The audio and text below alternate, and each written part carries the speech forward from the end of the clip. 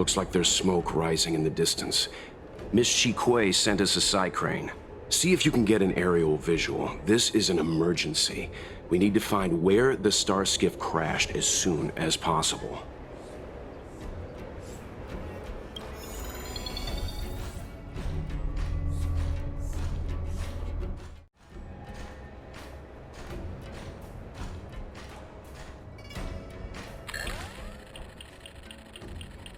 We found it. Looks like the pilot isn't inside. If they escaped before it came down, they should still be nearby.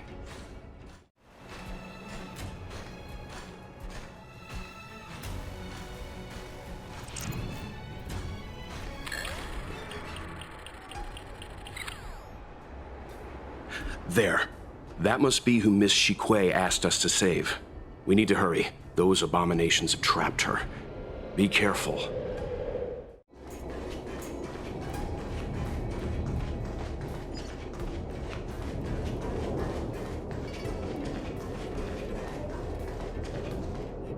Hey, get out of here! It's too dangerous! Go get someone from the Skyfaring Commission. Tell them Qing-Ni is in trouble. Don't worry, Miss Qing-Ni. We've been in worse danger.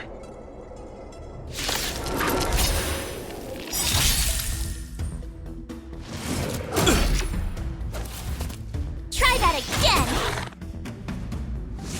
Just a scratch. You can't run!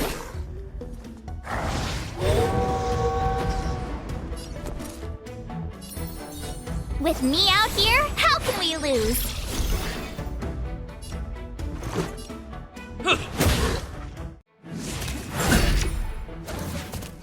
Try that again! You have the worst luck running into me.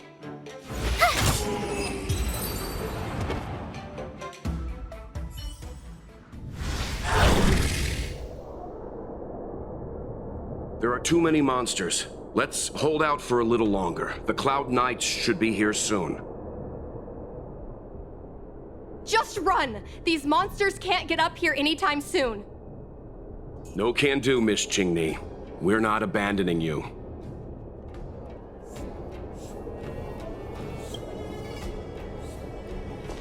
You two have held out long enough. Help is at hand.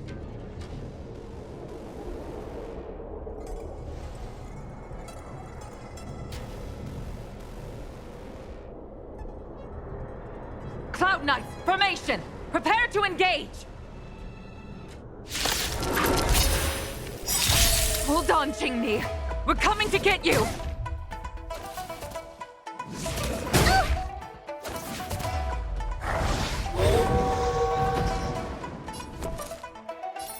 Stay right there while I give you a present!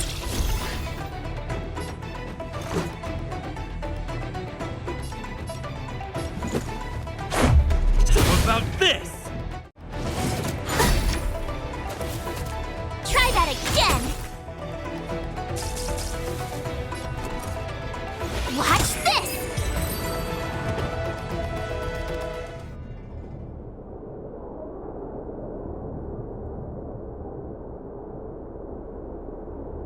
I didn't know the Helm Master of the Skyfaring Commission dealt with situations like this in person. Indeed. I should be reviewing files in the Palace of Astrum. However, Qing-Ni decided to put herself in danger and trouble our esteemed guests with her safety. As her mother, I couldn't sit idly by.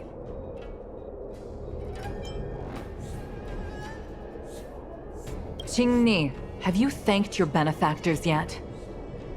Thank you, benefactors. No need, Miss Qing-Ni. It was nothing.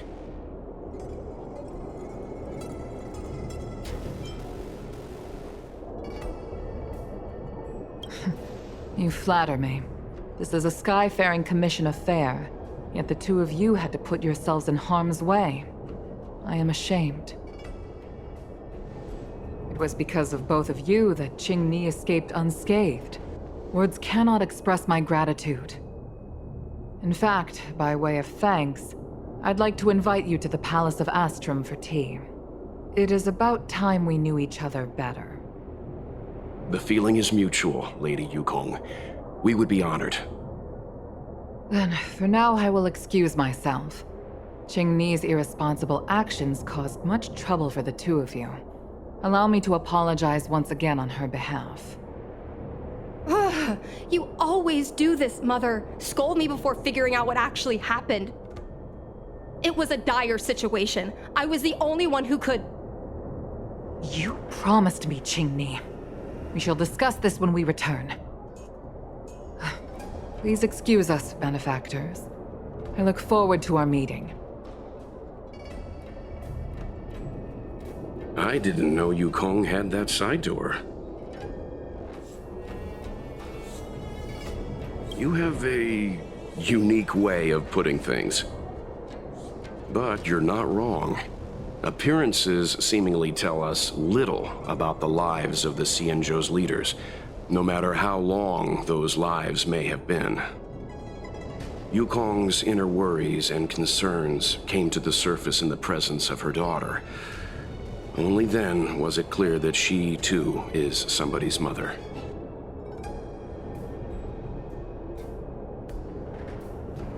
Yes.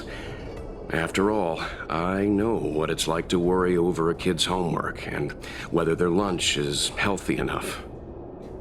But there's something I don't understand. Yes, Qingni piloted a star skiff without permission and put herself in danger, but she meant well. Nevertheless, Yukong's reaction suggests that there was something more. Anyway, let's head over to the Palace of Astrum. Best not to keep Yukong waiting.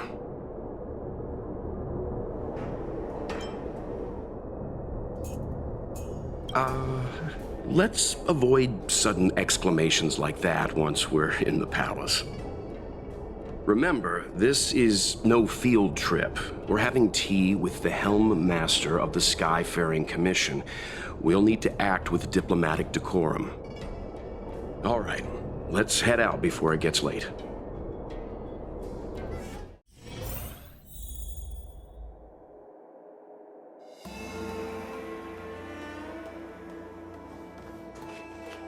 Why won't you listen to me?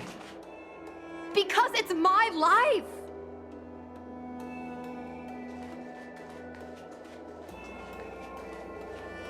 You know I have the talent to make it. I can become the Luofu's best pilot, just like you were. Talent? You'd be dead if it weren't for those two travelers.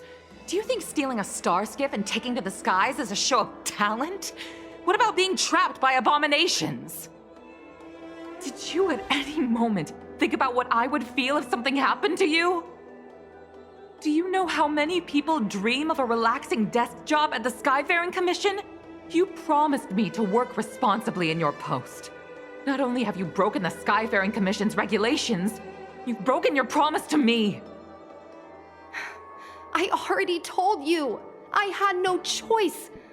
I want to help you and the Skyfaring Commission, not sit at my desk dealing with never-ending papers. That job doesn't suit me. I got the highest grade in the fighter pilot test.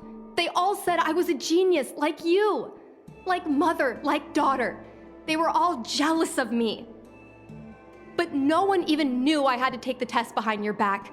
You would never have allowed me to go if I told you about it. Behind my back? Do you really think you could have walked into the test and sat in the cockpit if I hadn't given my permission behind the scenes? As for genius, don't mention that word to me again. Why do you insist on becoming a pilot? I don't understand. And I don't understand why you don't understand. Why can anyone in the world become a fighter pilot except the Helm Master's daughter? Don't you realize how ridiculous that is? You may not want to fly anymore, but don't trap me down here with you.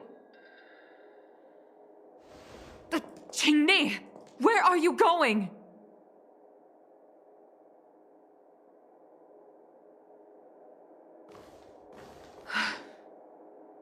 I'm sorry you had to witness this. Apologies, Madam Yukong. We should have given you some time. On the contrary, I apologize for allowing my own personal matters to encroach on your time. We don't intend to pry into private business, Helmmaster Yukong. But if there's anything we can help with, please don't hesitate to ask. Family issues, I'm afraid. You probably heard a thing or two just now.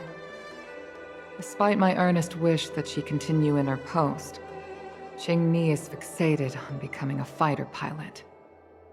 I may seem overbearing, but the situation she gets herself into sent a shiver up my tail. It's funny, isn't it? I've seen every disaster imaginable, from the abundance axis to a living planet. I thought I'd forgotten what fear was.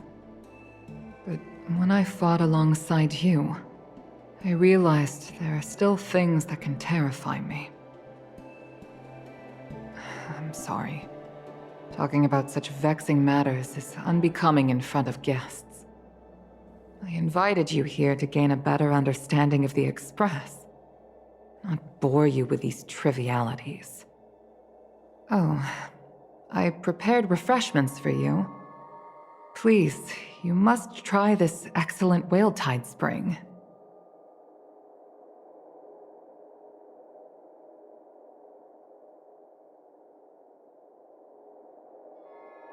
Please accept these gifts as thanks for saving my daughter.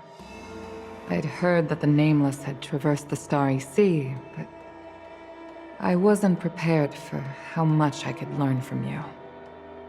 Well, I'd heard from members of the Skyfaring Commission that you were a top-tier pilot, Madam Yukong, and an ace among the Cloud Knights. Now that I've seen you in action, I know the rumors were true. I hope to witness your flying ability for myself one day. We'll head off now. The Commission must be busy. I look forward to our next meeting, Madam Yukong. On my flying ability, I'm afraid I'll have to disappoint you, Mr. Yang. The sky no longer suits me.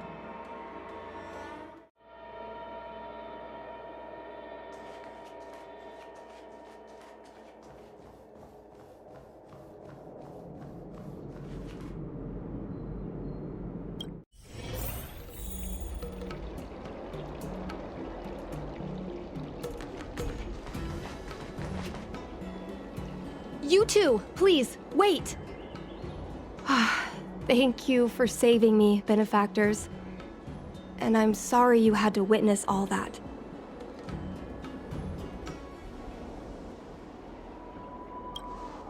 So you've experienced it yourself, benefactor. That's great. I mean, I'm happy I finally found someone who can understand me. But I've had the hairpin ceremony. I'm an adult now. I have the right to pursue my dreams. Mom still insists on sheltering me under her wing, as if I can't even stay alive without her. Miss Qingni, these are family matters. I'm not sure it's my place to comment. However, in my personal experience, becoming a parent often means we become obstinate. To erode a rock, one must be patient and persistent, like water. What I mean to say is, instead of trying to prove yourself suddenly, perhaps you could demonstrate your ability to look after yourself methodically, over time. Don't you think, Miss Qingni? My mom is actually a reasonable person, but she gets unreasonable as soon as I mention flying.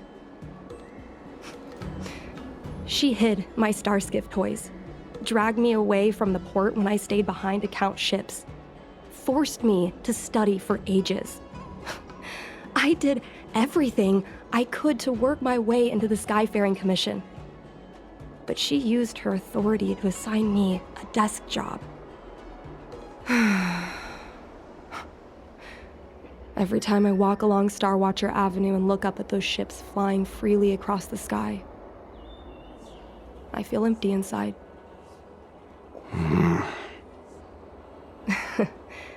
Speaking of empty inside, so how were Mom's refreshments? Good? I've been so angry today I forgot to eat anything. How about this? My mom thanked you guys with refreshments, so I should do the same. Let me take you around Starskiff Haven. We can try the most authentic snack on the Lafu.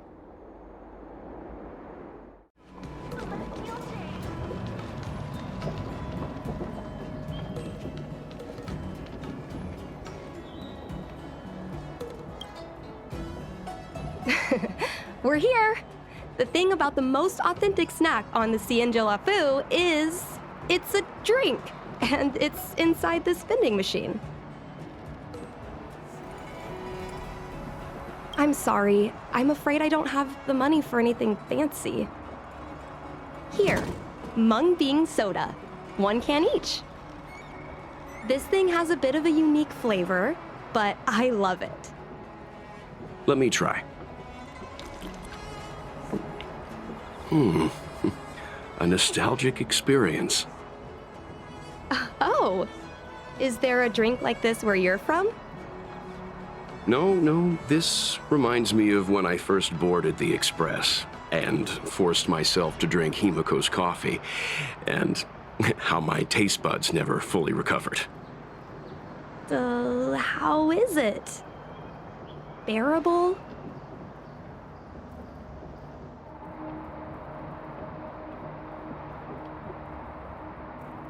That bad? Sorry.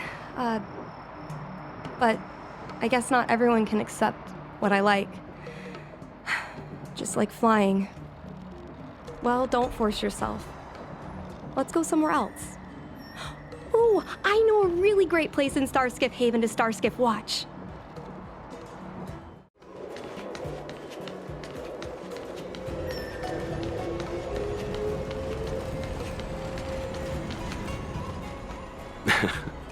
You know, there are a lot of mung bean soda moments in life.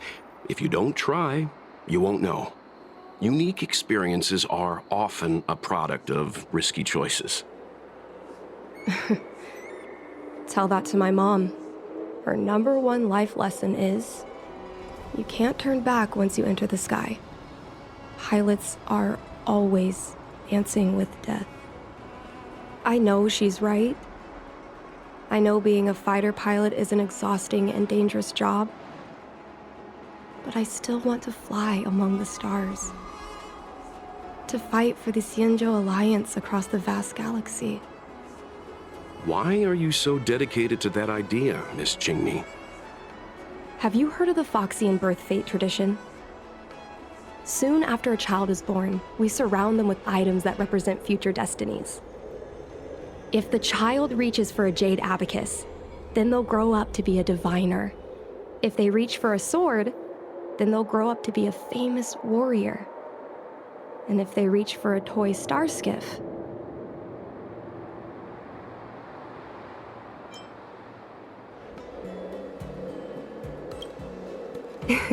that's right. Mom reached for the starskiff and showed a natural talent for flying. General Jing Yuan recruited her to the Cloud Knights as soon as she was old enough. That's how she became a fighter pilot. Later, she achieved miracles. One time, she destroyed 3 beast ships in a hail of Barissan anti-aircraft fire, like an arrow tearing through a thunderstorm.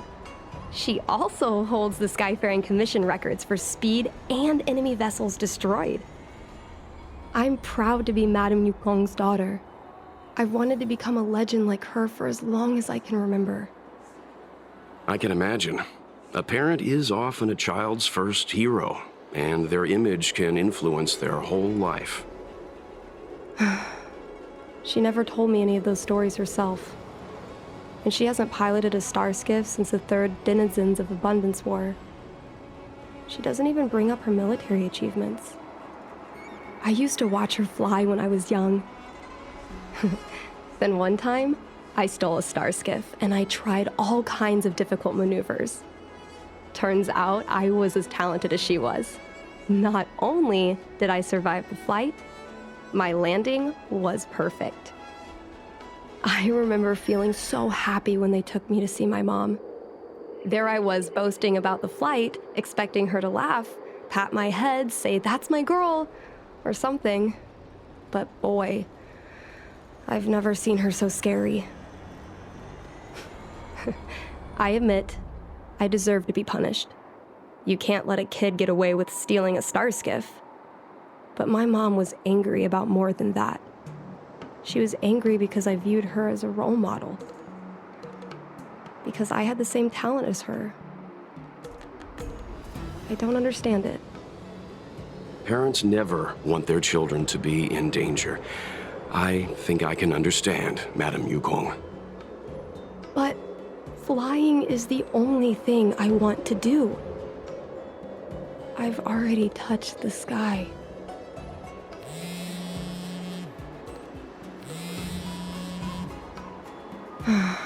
It's Mom's secretary, Miss Sequay.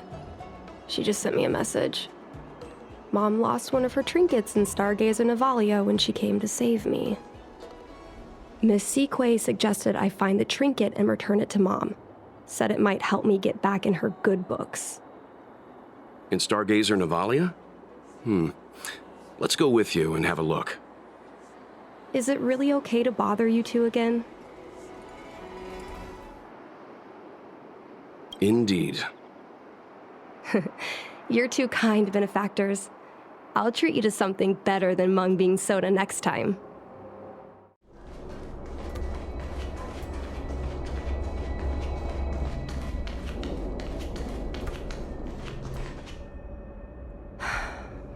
The fight with the abominations was pretty chaotic. I think Mom's trinket would have dropped around here. Do you know what it looks like, Miss Qingni? Let me think. It should be a little square thing. She's usually got something like that on her.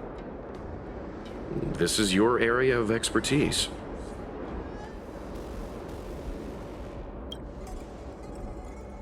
You're a great fighter, but your perception is even more impressive. No matter how well a treasure chest is hidden, you're always able to spot it. So, when it comes to finding a needle in a haystack, is there really anyone more capable than yourself?